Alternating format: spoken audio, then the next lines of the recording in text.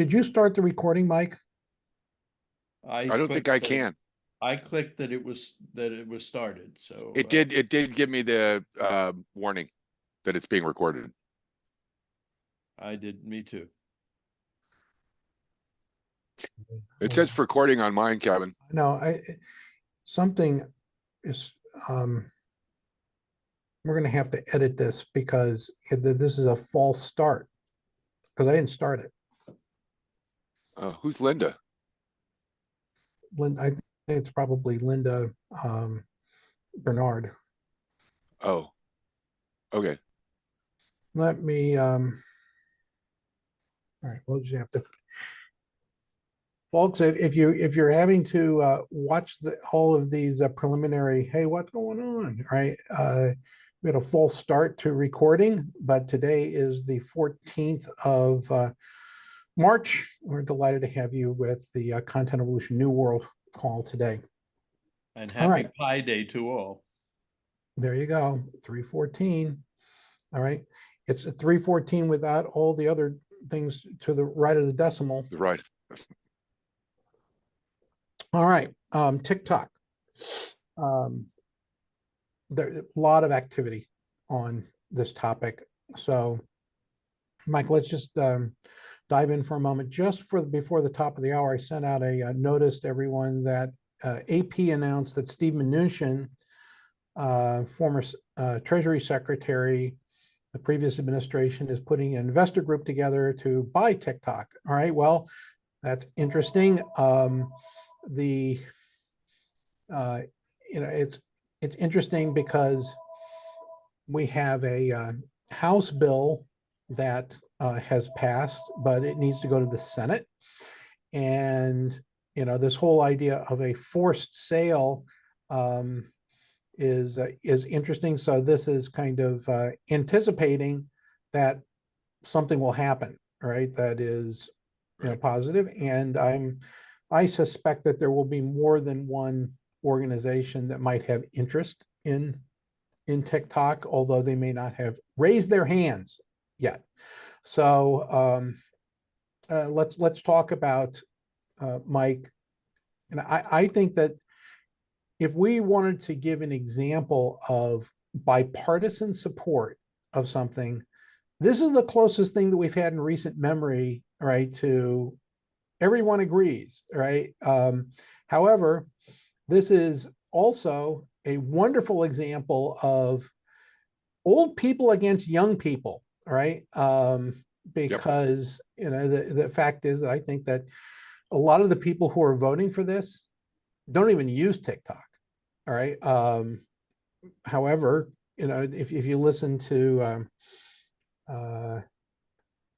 Scott Galloway, the Prof G thing, he was at South by Southwest, and he said this is absolutely a national security problem in terms of the way that TikTok operates and is, interacting with and training, a younger generation of people, all right, to think and behave. And this is a problem because they're going to be ill prepared for what they need to do in their personal, professional lives and as citizens. So interesting.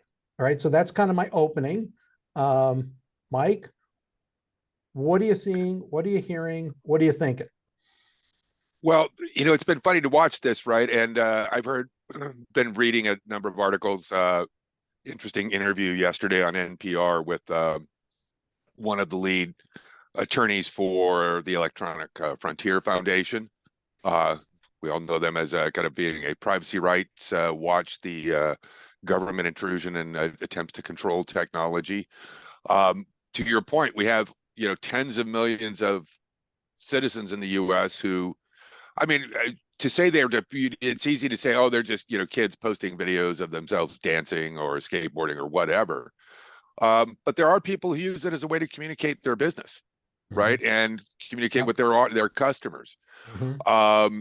I think it's interesting to see how this is now shifted from, I don't think it was initially, I think it initially started out as a national security issue. Remember, we recall a couple of years ago when the Trump administration tried to force this a similar kind of ban. I believe it was Larry Ellison from Oracle who stepped up and said, I'll take it on. And then that all kind of died away, I think, and wonder if Larry decided, well, if it means I don't get to use the algorithm that is at the core of TikTok for recommending videos you might be interested in, the technology becomes less interesting. So I don't know. I'm curious to hear what Mnuchin has planned, because I always thought that was one of the big hurdles if you were a buyer, right? Is you could take it in, bring, keep the U.S. Customer base lit with the application, assuming, it abides by the rules. The question is, will ByteDance's core technology, that set of algorithms they develop, will that go? Likely it would not go with the platform when it cruises over. So I think, to your point, I think there is something very important there when here again, we have what we've always known about technology and legislation. The law never keeps up with technology. And I think we've got a whole slew of entities, companies in this country who also collect a lot of user data. And I think one of the main points from the EFF gentleman yesterday in the interview on NPR was, we've had this issue going on for decades now around customer data and privacy. Where's the privacy legislation from the House and the Senate? This, notion of let me ban one platform or attempt to control it seems to fly in the face of basic logic. It's like, well, what about all the other entities in the U.S., worldwide, who have created apps that people love and use? And if we haven't passed this legislation in the U.S., I'm not sure what a buyer like Mnuchin is supposed to be expecting, or any buyer, right? Will this, again, do I get some access to the core technology that makes TikTok, these recommendation algorithms, or not? And I think it's going to be, we may have put a couple of feet down the slippery slope. I think if we continue that. Yeah, I mean, we know that the European Union out of Brussels just finished up their privacy stuff and their, notion of, AI regulatory framework. So that's in place. All we have right now is the White House pronouncement about AI and some notional ideas of privacy. So, we're a little bit behind, but then again, we also, have always been a little bit more of, Frederick Jackson Turner in the expanding frontier in the Wild West, right? Notion of, let's let it do what it's going to do before we take a lot of action in advance. All right. So, that's just in the character of the way that things operate here. It's interesting to note that while we have always, teed this up as a kind of US versus China interests in terms of data, I'll just add, two things. Legally, this entity, ByteDance, is chartered out of the Cayman Islands. So, Right. if you say, hey, it's a Chinese company, kind of not. Yeah, I mean, maybe a lot of the money came from there. Maybe a lot of the influence is there, but legally, this is not a Chinese company, right? They had some, forethought, right, to incorporate it in a more neutral place. And I don't know what the ramifications are. Might make it easier for, somebody like Mnuchin or anybody else who might want to buy it. May make it easier to do the transaction, right? So that's number one. Number two is there's demonstrable evidence that TikTok behaves differently in terms of content in China than it does in the United States. Capital backing, but it Well, will generate a profit eventually. sorry. Okay, so there was something in background, I don't know who that was. Right. That was me. Oh, okay. So the point is, we know that TikTok is being used for some interesting positive societal benefits. It's actually, teaching kids how to do things, all right, or young people in China, um, versus things that would be more related to entertainment, all right, in the United States, or promotional, as you said, Mike, advancing your business. So, I have no idea. I can't watch Chinese, TikTok in China, so I'm getting that secondhand. But it's interesting to note that it has a different character and is being used for different purposes, right? Some of which are educational in nature. So it's gone pretty fast. Mark, I see your hand up, and we'll invite you in a second. This is kind of welled up a couple of times. I might also add that, from a political standpoint, we had the hey, we should divest ourselves, or get this divested, and recently the Republican nominee, looks like both Biden and Trump have clinched their nominating contests through primaries. That recently one of the big investors in TikTok has made a donation to his campaign, and therefore he's flipped to saying, no, TikTok's pretty good. And so that's interesting. That a policy change in 24 hours after some money changed hands. But hey, I'm not making a judgment, I'm making an observation. Mark, over to you. Thank you. Good morning, everyone. The first observation I make is that TikTok is banned in India. I don't know if you all know Interesting. that, but Why? it is literally, I don't know. Okay. What their rationale is, but they don't allow it to be used. And when I have talked to them about making TikToks in India, they just said we don't do it. And my sense, I've looked at a lot of this stuff. My sense is that it's what you said at the very beginning. I just read some statistics that said a very large number of young people get their news, all their news from TikTok. And then that same article, wherever it was from, had demonstrations, or they said they had demonstrations that the news that is available on TikTok, at least in this country, was very much oriented in certain political directions. It could have been pro-Palestinian, it could have been pro a number of things. They listed them, and I can share that if I can find it with a lot of people.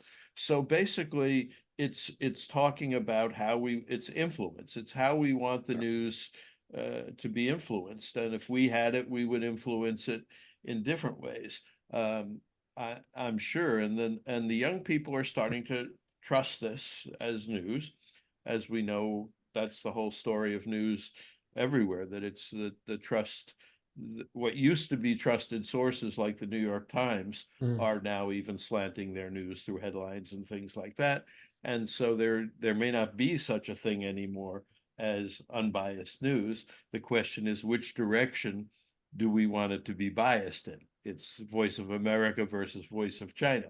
And so my sense is that we need to, it makes perfect sense that we would want to own it, and we probably could if we did that, and we could probably get the algorithms, and we could probably do this, and if we didn't do it, we'd quash it somehow, and we let Facebook put up its own version, which now we can't do. I mean, a lot of acquisition of a platform in technology is to quash it, and we all know that. And you buy something and you get rid of it, and then you put your own in place of it. And I don't know if that would be hard or easy to do for the young people, but it's also interesting. I like what you said, Kevin, about the young versus the old, because this is, I write about that, and that is that's an interesting situation of who's on which side. But it whether it's right or wrong is an open question. but it's definitely a political influence battle. Yeah, I mean, Well, I would just point out that, in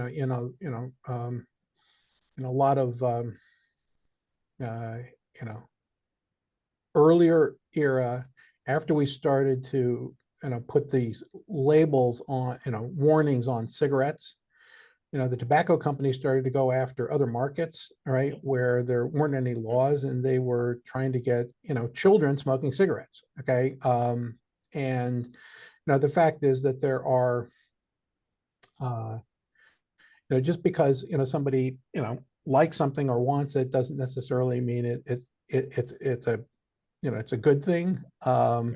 But it doesn't automatically make it a bad thing either, right? I'm not trying to do the both, sidesism, but it's pretty clear that TikTok, the way that it functions, makes it appealing, right, to people, as we increasingly have generally shorter attention spans. All right, so you're saying no, so jump into that, because again, that's an observation about its format. All right, but I welcome your no, and then back to you, Mike. Okay, just not to let that pass. I think there is definitely a now a desire for shorter forms, for everything to be shorter and shorter and shorter. People sit through 2 hour and 3 hour movies these days. So the attention span is actually not, I don't think, is going down. I think it's just that the attention tolerance for certain kinds of things, for say a long news story, is gone way down, or a novel or anything like that. They still want they still want to know what's in the novel, but they'd like it in smaller bits, or that's a preference. The So I don't know where I was going with this. Go Okay, ahead. well, think about it and come back, Mike. well, I think, the issue about, you know, what we're talking about, or what I think Mark was talking about earlier, was the content, the format, the types of things. And I think that's another issue of how this Washington's position on this has changed. Um, they are, the argument has been, this is about, the counter to the ban, the argument made by EFF among others, is that this is about content. And once you start saying it's about content, you start getting into the First Amendment. Just touching on that issue. And again, why haven't we done this, if we're going to take this kind of a fairly heavy hand on the regulation of content and the ownership of applications or services, that are owned out by entities outside of the US? Let's talk about content then. And, this is not just focus on TikTok, everybody else, all the other, the other two big powerful apps in terms of attention and time are WhatsApp and Instagram, right? Yeah. And yet we've done nothing, and I'm not picking just on excuse me, those apps and the meta ownership. It's everybody. And I think, the other interesting thing is, this bill doesn't say much about enforcement, but we know who's going to, which entities are going to be forced to enforce this. And it's going to be Apple and Google in their app stores. Yeah. That's where the actual enforcement's going to come down. So I would, if you were going to take a longer perspective, right, which I would suggest that we, also look at this with a, with a different lens, is one of the most successful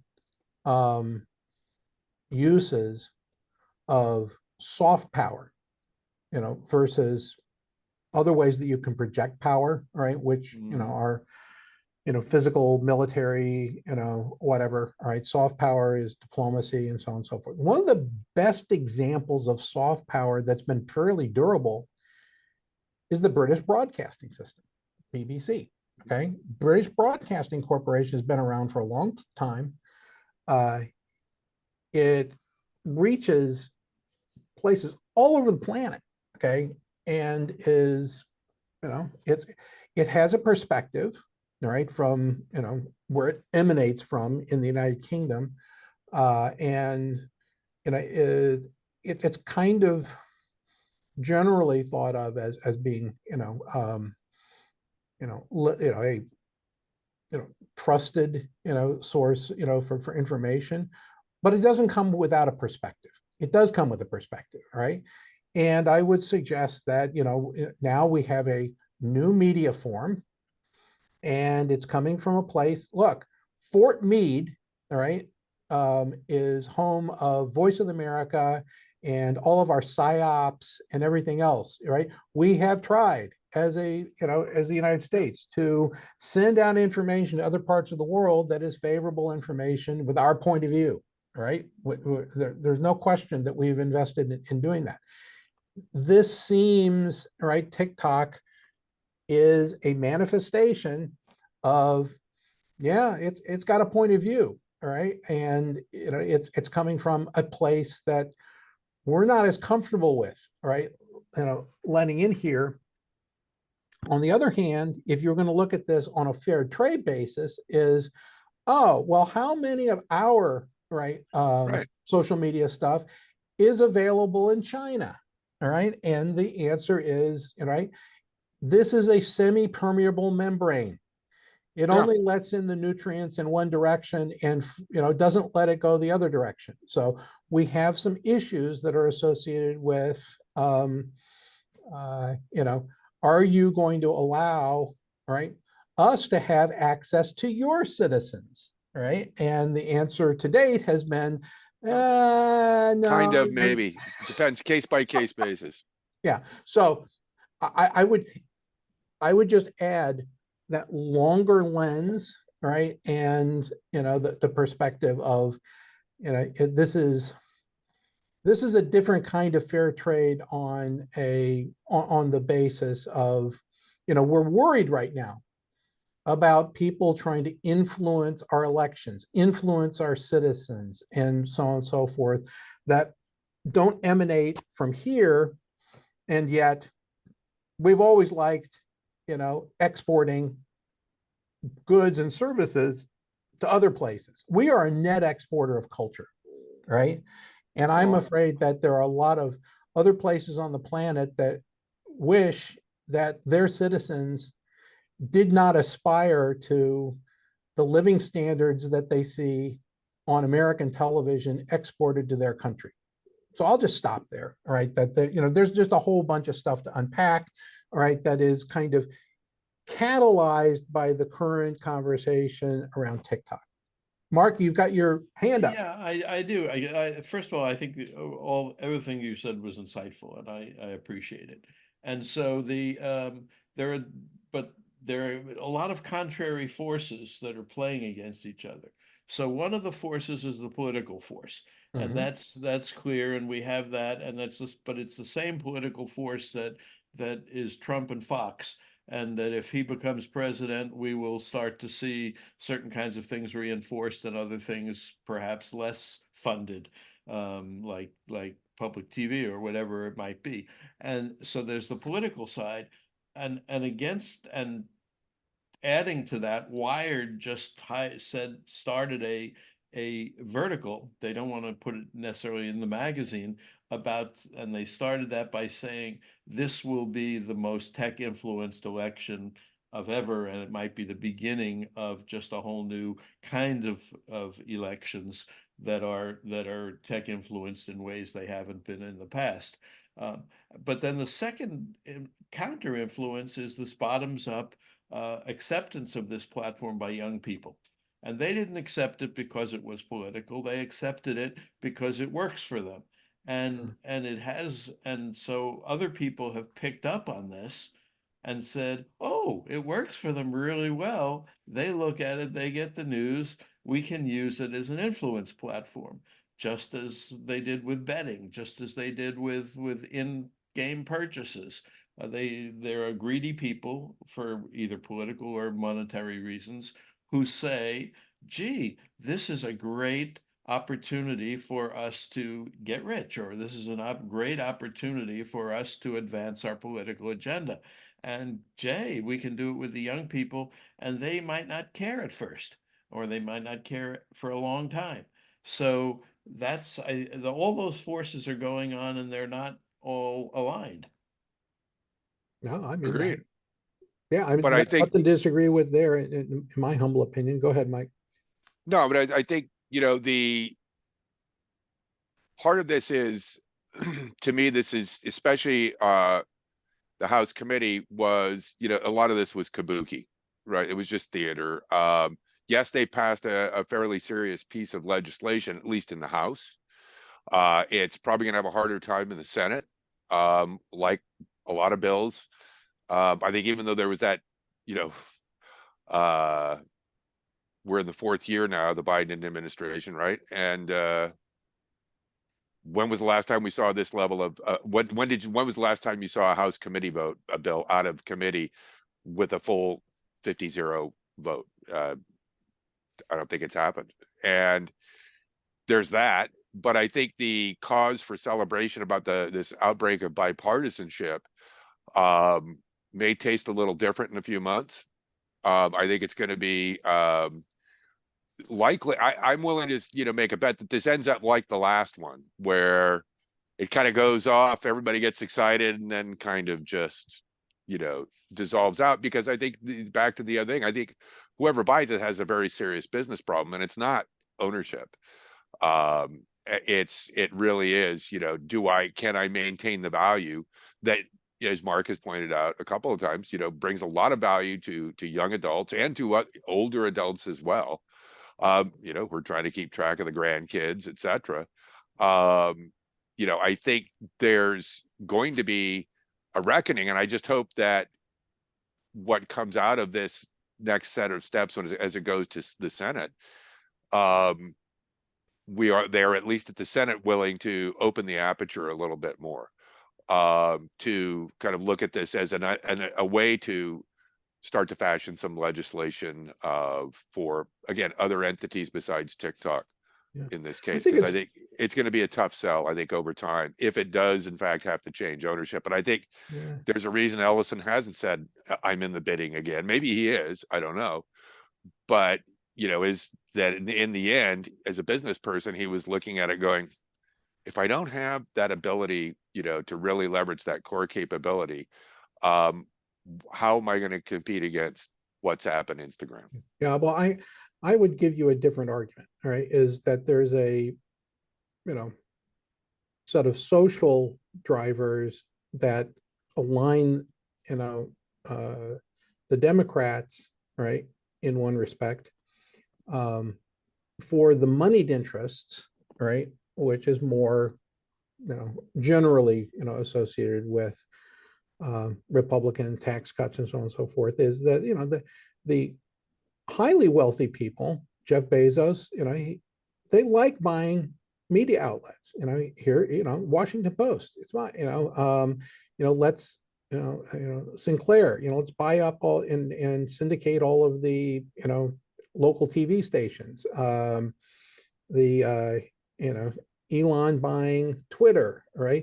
This is another opportunity for some, you know, either collection or, you know, single person, you know, to create an opportunity, you know, to buy a large media franchise, right? And if they view it as helpful to shape opinion that creates conditions that are favorable for what they do for a living, then, you know, the fact is that we have a long history of that. All right, this is not new. I mean, William Randolph Hearst, Spanish. Yellow I mean, journalism. Let's get come into on. the Spanish-American War. I mean, the guys. idea that there's ever been a perfectly objective news service is kind of silly. Yeah, I mean, they never were. We're back to pamphleteering, right? Yeah. So yeah, And if you're a student of media, which you and I are, all right, yeah, absolutely. This has a very, very long tail to it. if I was on TikTok, I'd go make an edit of the last one of the last episodes of the 3rd season of Deadwood, where they figure George Randolph Hearst is in the camp. He's had some difficulty taking over the camp in the mines. He's leaving, and he realizes that he's next to the town's newspaper editor. Right. And the editor is coming up saying, well, you're leaving. Are you giving up? Oh, no, I'm not going to give up. And by the way, you know, disdainfully, you know, scowls at the editor and says, what I did learn is you're going to write what you want and you're in a little newspaper about me leaving. I'm just going to buy one and lie the other way. And that's all, that's not historical. That's David Milch's script. But that's one of those moments of that show. And we're at one of those moments now where it's which one of these, and, you know, Mnuchin is already a super rich guy, kind of a very interesting character. We won't get political, Kevin. Yeah. I remember but as I said, this notion of media is absolutely right. I think we were all saved to some degree, because I was just thinking, what about if Steve Jobs had been like Jeff Bezos, right, and decided to go buy a major newspaper? It's like, I wonder what that would be. Would that have been good or bad? That could have been not very good, to be honest. I mean, and I think this is, to your point, I think this notion that, you know, if there are people like Mnuchin circling around this thinking this is going to be a good investment, you kind of have to wonder, well, why? Other than your earlier point, is this a way to kind of manage messages and manipulate information? At some point, I'm sorry. At some point, for those super rich, it's not an investment. It's an influence. It isn't an investment in the sense that they're looking for a return. Oh yeah. They're looking for influence. But what I was going to say is that the brand, this idea of brand, is really important here, because the technology behind TikTok is not unknown to everybody. Anybody can reproduce that TikTok and get algorithms. Not everybody, but certainly the people who are you know, strong enough technologically to do that, they can reproduce that. The question is, would the young people shift? If suppose there were another equivalent, et cetera, or whatever, and young people are very fickle that way. I think the young people that they may all be on TikTok today, but they were all on something else yesterday, and they will all be on something else tomorrow, and that they have, and so you wonder whether the brand TikTok, I wonder anyway, how important that is. And if it were called Big Buck, and it were just a different thing, but it was the same thing, only a little bit better, and with a different ownership structure, perhaps a different influence structure, whether you could get people to shift. I mean, there's no question, Mark, that that these things have a tendency to come and go. And by the way, Mike admitted, and I'll admit too, I have no TikTok account, right? I don't have a TikTok account. I've never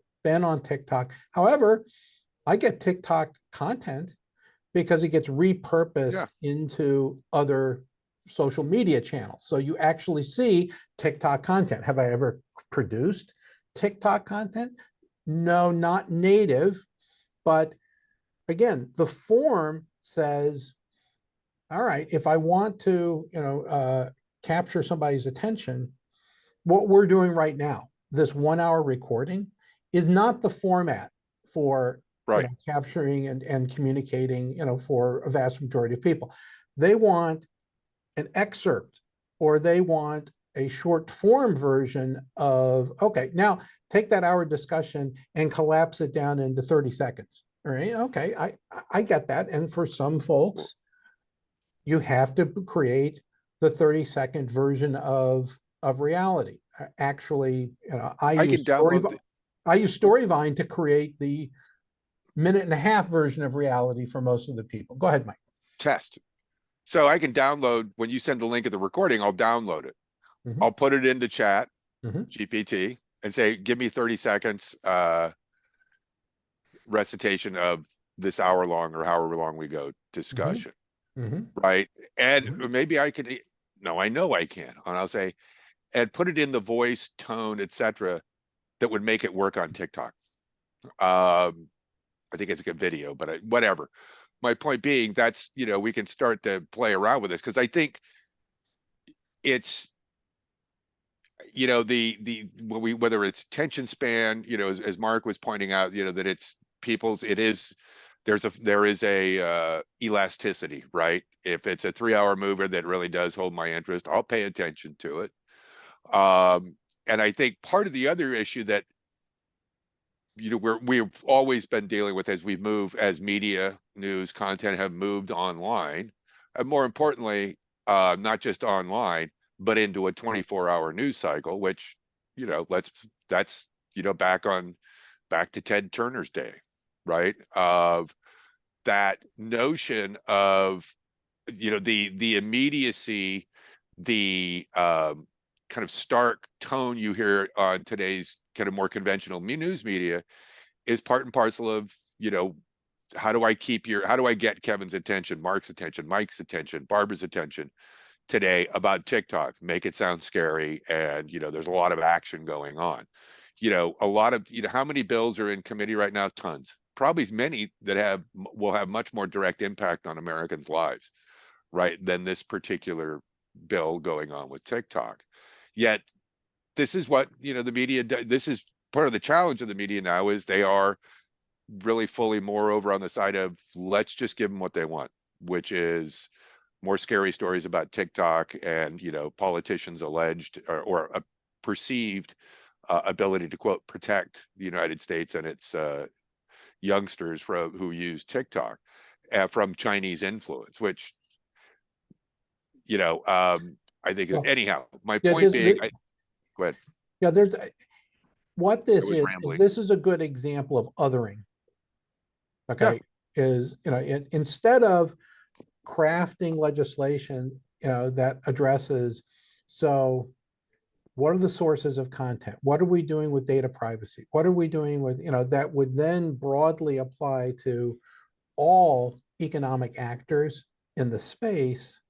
We've decided that, this is like an immigrant at the border, and we want to other, TikTok, right? Yeah. And say, you're the problem, right? And, the fact is that the personification of it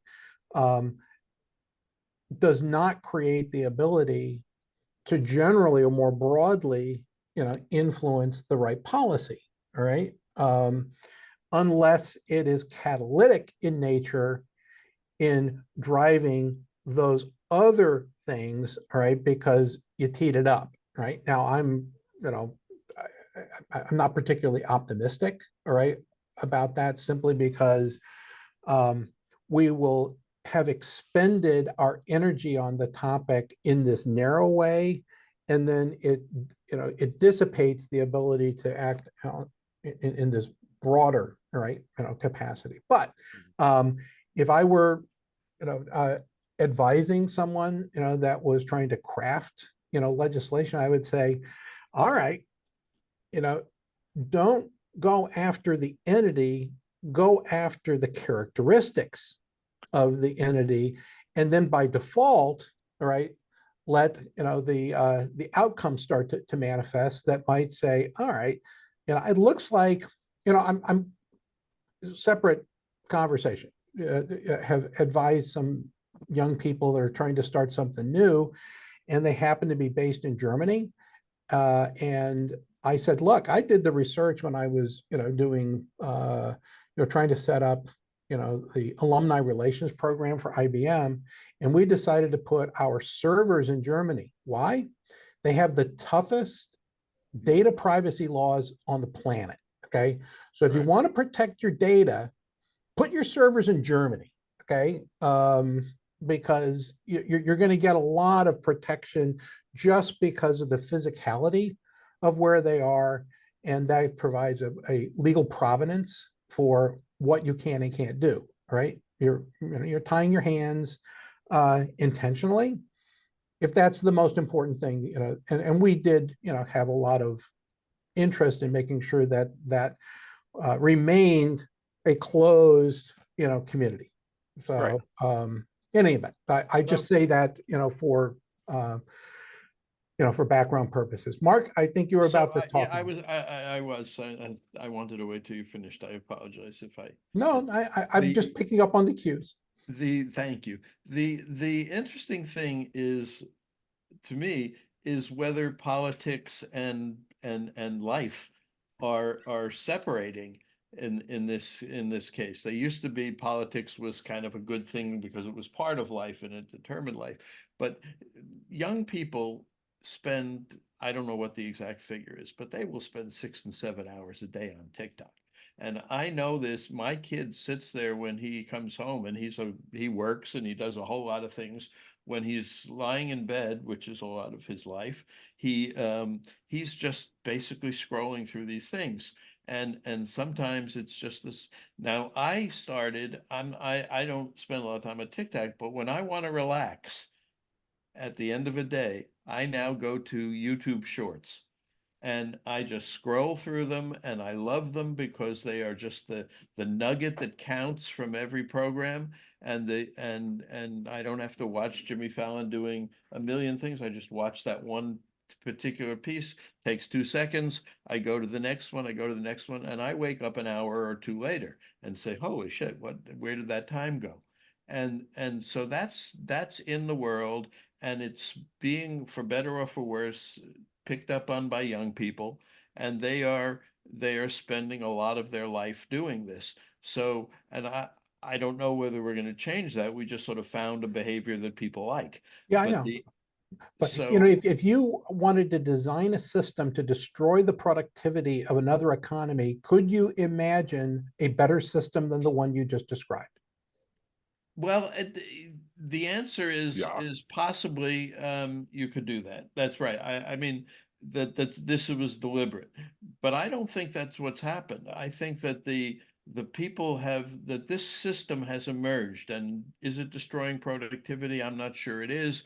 It's just we've always done stuff with a lot of pieces of our time and still had productivity. The hobbies don't destroy productivity. The the more important thing for me is that it can be used and it can be manipulated just like any person can be manipulated. In fact, all persuasion is manipulation, right?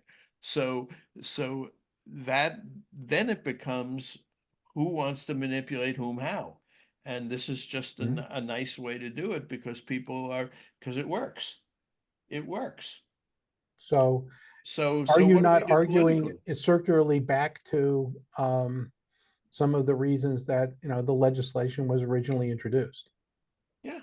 And the question is then, what do we do politically? Do we get, and you've been alluding to this a lot, Kevin, do we get rid of the whole, do we just dump out the bath and say, well, it's, First Amendment, or we can take a First Amendment perspective like ACLU is apparently doing. We can take a privacy perspective, which some people, which you can do. A lot of that kind of stuff is going away. The First Amendment seems to be whatever anybody thinks it is these days. The privacy is, I think privacy is going to go away no matter what legislation or what country we put the servers in, and the courts are going to be ineffectual in this kind of stuff. So, look, they say Trump should pay X amount of dollars. He just doesn't.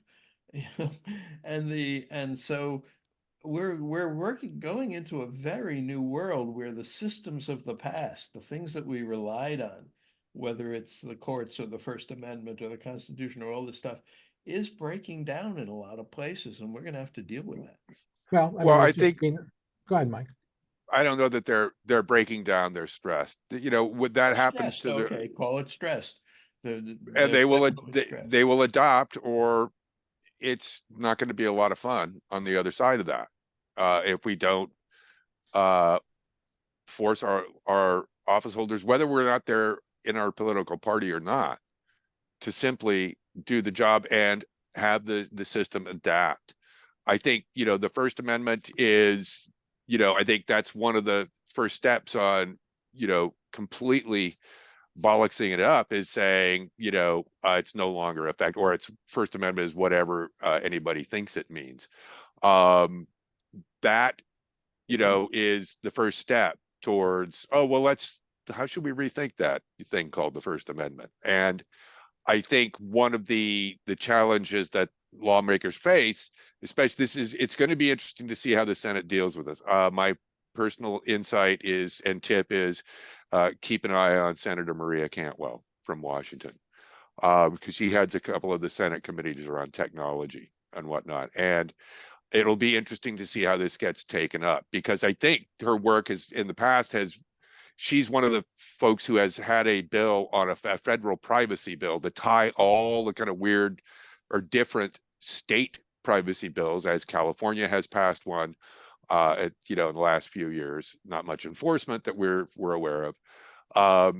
Because I think this is I think this might be the opportunity her and others have been looking for to help push that notion of federal privacy, maybe using this case about, we need a federal data protection thing, so that whether it's Chinese owned or not, at least foreign entities or foreign ownership of apps at least are now operating at the same level of enforcement and requirements as US based, content publishers, Yeah. etc. I might suggest, and this is, kind of riffing off of something that Mark said a minute ago, is that, all right, this too shall pass, right? That, the moment, the TikTok moment, right, will pass. I mean, I'm already, people are talking about, the permanent change that generative AI is making.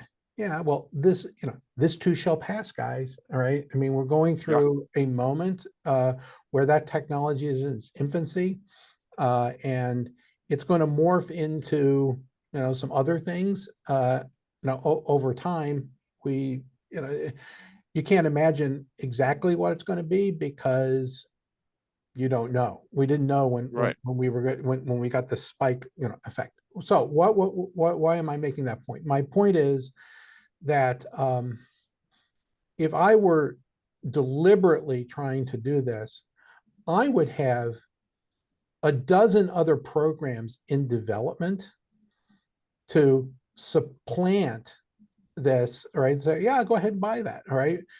We're going to unleash this. Okay. And honestly, some of the other programs that are in use in places like China, where it's a social media platform, and it's Amazon like buying platform, and it's a banking platform, right? That's all integrated. Those things exist, right? In fact, The everything app. The thing that Musk said he wanted to make Twitter was that. Okay, I'm going to make it the everything. Well, the fact is, we've already imprinted on what Twitter is, and we don't think of it that way, right? And as the branding expert, it's kind of like, it is hard to move somebody, from there to, let it do everything for you, all right? When you think of it already in a predetermined context. However, if you think that we're concerned about TikTok, right? If we ever started to actually embrace some of these everything apps that are already well in use, okay, Oh, yeah. in China, that has your banking information, and it's got everything, right? In addition to your makes connections, TikTok look like nothing. well, right, and all your contacts, right, and as we talked about before, Kevin, aren't you ranked by the government based on who you associate with? Well, I tell you that those programs, that are used in other places, how I fix that? I have a completely separate phone for that application. Yep. To talk to people in that part of the world that has no information on it. It's like it wants to suck in everything that's on the phone. Great. Suck away. There's nothing here. All right. Mm-hmm. Go ahead. And Nothing to see. The interesting thing about that, here's what I hear sometimes in this conversation. Mhm. I hear that we, and I'll put myself in the same bucket, we have faith in the old institutions. We have faith in that if a place is registered if something is registered in Germany, the data will be protected. We have faith that if something is registered in the Cayman Islands, something will happen. We have faith that the laws will matter. The young people don't at all. They're starting to really lose that faith. And my kid, and I go back to my kid because he's the one I'm closest to, but doesn't really care, or doesn't really think that all this stuff, certainly doesn't think he can be protected by any of these things. And that to me is, in a sense, it's very scary, because when Mike said it's not going to be a good time, you know, if this happens, it's not going to be a good time. For most of the world, it's not a good time. For only a very small part of the world, which is us, maybe parts of Europe or whatever it is, and the rich, is it a good time? The world is a very not a good place. People are manipulated, people are trafficked, people are put to war, people are doing all these things for most people outside of our sphere, which is, you know, certainly less than 20% of the world. And so it's what we're really trying to do is protect this bubble that we created, and we created a great bubble. I mean, the US, for when it went and for its 250, 300 years, has been a great bubble, and we're very lucky to be in it, in my opinion. But boy, it's not, it may be another one, what you just said, Kevin. Well, Okay, sure, but I mean, it was here, it's gone. Like ancient Rome, okay. like You mean to Greece. like the Roman Empire. Yeah, Okay. yeah. Well, you know, that is the one thing the empire didn't have, was it had a set of rules that were very specific to the aristocrats of the time. One of the things that makes like the Magna Carta and the US Constitution kind of cool is, yeah, there's some paper, and yeah, there is faith in that, right? It's been imbued over hundreds of years as a method for organizing a successful and not controlling, excuse me, organizing and allowing, you know, a democracy and people to do what they like, as they like, with a And certain set hundreds of of years rules is a around it. very small amount of time Well, in no, I regard to understand time. that, Mark. So my point is, what the younger generation who says, I don't have any faith in that, might want to start thinking about is, okay, what's the replacement? Of course, What's the next step? of So, course, you know, and this is but where they're I not. see, you know, the issue is that younger generation needs to not say, I don't care, show me what you do care about.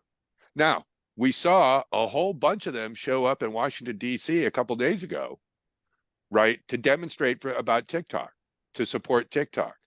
And I think that's great.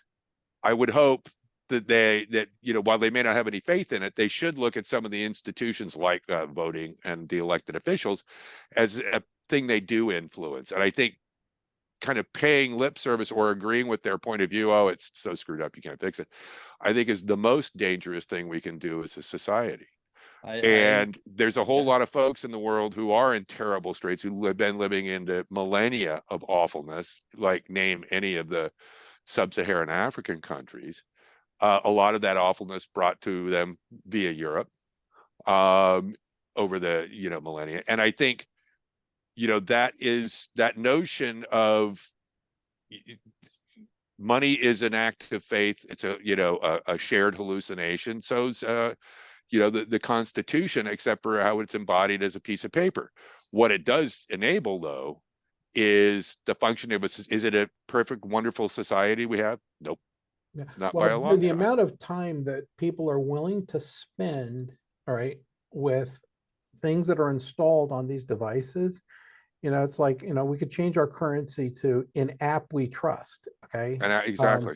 Because whether you know, want to, you know, say it or not, is how you spend your time and how you allocate your attention is the greatest instantiation of trust, all right, that anybody, you know, gives, all right? You know, Yeah. I marry my spouse, right? How much of my time am I going to dedicate to the rest of my life to that relationship? A lot, as long as you stay married, right? Or bringing up children or whatever. Well, guess what? This is the next thing that competes with your time, right? If you're, you know, especially if you're a younger person, you know, we see the decline of, you know, the mass media forms. I know a lot of households, you know, you know, that are coming up in the, you know, in the workplace and so on and so forth. There's no television in the house. Never has been, right? Right. They're perfectly happy just with the phone or their tablet or whatever. They may or may not have a, computer. They probably used one when they were in college to write papers and so on and so forth. But once they left the academy, do I need a computer? It's kind of optional, right? If I'm a gamer, I probably still have some kind of a very powerful device, but it may not be a computer as we understand it. It's a game machine. So anyway, I'm just saying that there's this morphing that takes place. So trust by default is, what are you willing to spend the most time with? Right. And, if you don't trust it, you have a tendency to not allocate time and attention to it. So by default, we may be redefining, in my humble opinion, how do we think about, trust? And it may be a different form, right, of it. In fact, when I looked at that word around the world, I'll just reveal a little bit of research, is as you get closer to certain parts of the world, especially the Middle East, trust does not exist outside of family, right? If you say, well, do I trust you? Well, the question is, are you a member of the family? If you're not a member of the family, then that word does not actually extend outside of that close-knit set of relationships. It's something else, all right? And, so while we might use that word, right, to, talk about, trusted relationships between friends and institutions and so on and so forth, it's absent in other parts of the planet, okay? The way that we would use that term. So it's fun, it's interesting, and it's led me down a path of reading some other books and things. By the way, somebody said to put books into our Content Evolution NuWorld website, and we're working on that. So if you have, for those of you who are authors like Mark, right? Yeah, we'll put your books in there. And for those of you who haven't become an author yet, become an author, right? Write a book so we can put you into our, I've got you see a little piece of this, that little landscape that you see wraps all the way around that room, right? It's the library, right? I own a lot of books, right? And when we moved, the mover said, Mr. Clark, you were like moving a family of 8 people, right? Because of your library, right? And the weight. And there's a famous joke around there. Who makes the most money off of books? What profession? And the answer is movers. So let me, I just want to inject one more thought. I know we're coming to the top of the hour, and we are, but the last thought. Go ahead, Mark. Since we have this situation with people devoting their attention, we could also have people, creative people, saying, gee, we really want to reinforce things like the Constitution or the American way or the thinking that led to the creation of the United States, or those kind of things, in ways that are palatable, because they're not terrible ideas, but they are ideas that we have not had a lot of success in reinforcing. Civics classes are civics classes. That's why they call them civics classes. And some people tried. There was an iCivics thing that came out of that a friend of mine was involved in, but we haven't gotten anywhere near the even beginnings of trying to think this through. And that would be a huge difference if the messages coming across during those 7 hours that you spend on TikTok, were different. That's our opportunity to influence people in the directions that we want to influence them, and I don't see many people talking about that. Yeah. Well, my general thought is we need to open the aperture, to this. For most people, they need to pay attention to it, not because it's in the news. They need to pay attention to it because they generally need to think about where am I, getting the information that I use to make decisions, right? And how do I allocate because I think that it becomes a default, right? And a routine, and we habituate. Generally, I would like to see, people having a richer diet, just like the food pyramid. I'd like to see them consuming a lot of different things, all right, as opposed to just one thing, right? And how do you do that? Well, you have to lead by example, right? So I'm an example of that, although there's some things that I don't, use or pay attention to, but then I'm a bleeding edge user of some other things. And I'm, among the early adopters of paying attention to, for those of you who are in our collab, which both of us, you guys are, that we're learning a lot about generative AI. All right, we're early, leading edge, right, understanding of what's going on. We're not the data scientists, but we're certainly early adopters in terms of use. So, And I would add to that, Kevin, if I could. yeah, please do. I don't know if we have overtime today, but Well, we're not going to go too much more. okay, but there's interesting ways. So I hear what you're saying about that you want these things and we should do this, but you also say I'm not on TikTok, and like David Bray says, I don't have a television, right? And so one of our knee-jerk reactions is to say, I'm just not going there. I'm not doing that, rather than saying, gee whiz, all our kids are there. We'd better start working on making that work better. And so those are two very different approaches. Yeah, I know. And like I said, I consume TikTok because it's available through other, sources, and I don't intend to make any TikTok, videos, but I make other things, right? And so, like an oil painter, it doesn't mean that I have to also be a sculptor, or that I also have to be work in metals, right?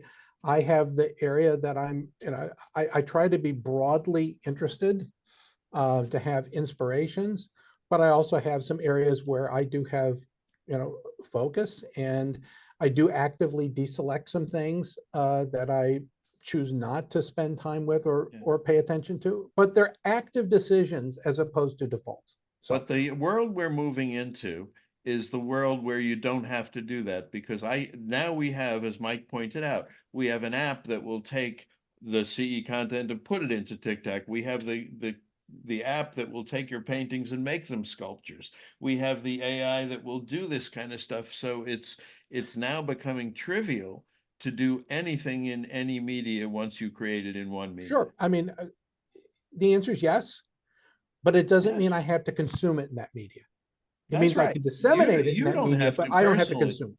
But CE, if it wants to have an influence in the world, and having an influence on young people is an important thing, because there won't be, they'll be running the world in X number of years, then it might behoove us, if I can use that word, to say, let's put our message out, if we have a positive message to offer, in every possible way, so that we reach those audiences. The way that gets accomplished today, and this is my final thought, is that's the beauty of the diversity of the Federation, is that there are a lot of other people who aren't me, who use a variety of different things, all right, to communicate. And the fact that there are 42 members and another 30 affiliates, right, creates, a possibility that a lot of people are on that. I mean, clearly Kyle, our chief generative officer, is a very heavy user of TikTok, and that's fine. All right. I don't have to be, everything to everybody, but through affiliation, through the network of networks, we have connectivity, and things get refracted through the different lenses of interest. And I just like the fact that it's a smart group of people, who have good intentions, right, that are able to collaborate with each other. Agreed. So thank you for being with us today to talk about TikTok. And you know, all the things that were kind of in the envelope of that thinking. And we will talk to you next week. Thank you. Amit. Everything you do, be in touch. Cheers.